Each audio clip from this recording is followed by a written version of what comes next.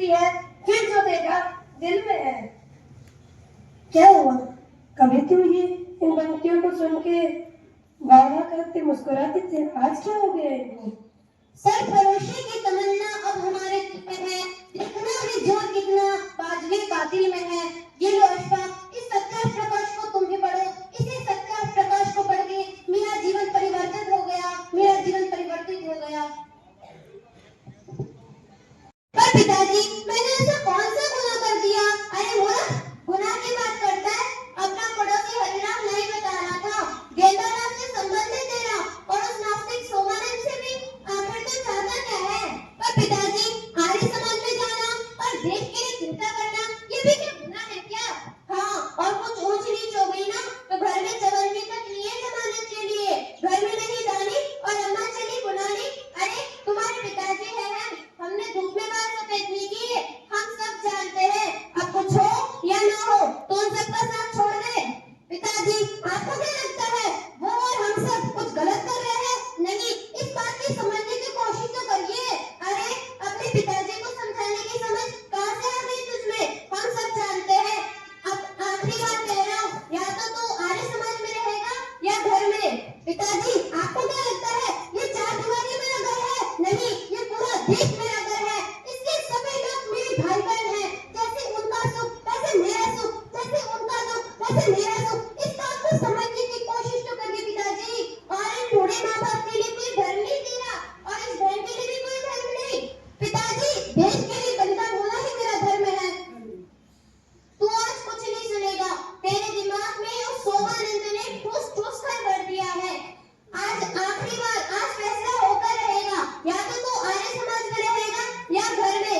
आर्य समाज या घर में से एक को चुन। पिताजी, मैं तो बहुत पहले ही चुन चुका हूँ, मतलब मैं आर्य समाज में रहूंगा। तो तू इसी वक्त मेरे घर से निकल जा, निकल जा मेरे घर से।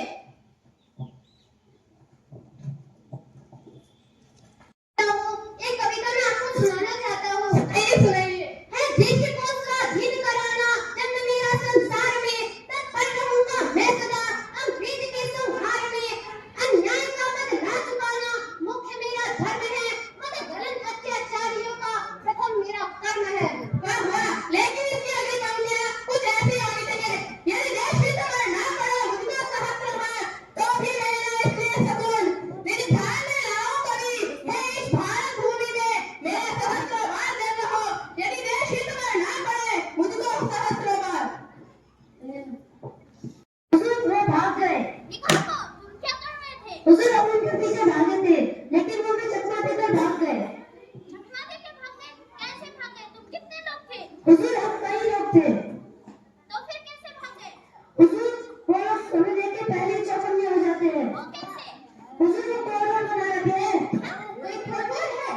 हुजूर वो हमें देख के चिल्लाते हैं, गधे के सिर पर सिंह, और कान के लोग फट जाते हैं।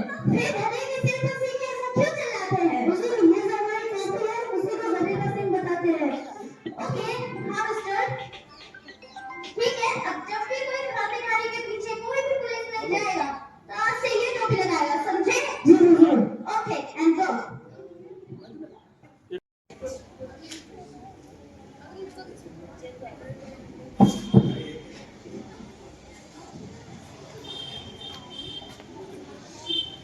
बलिदान से। तुम रो रही हो?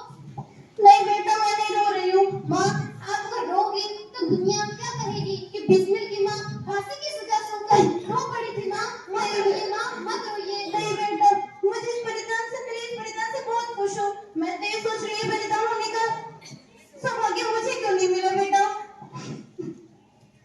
बेटा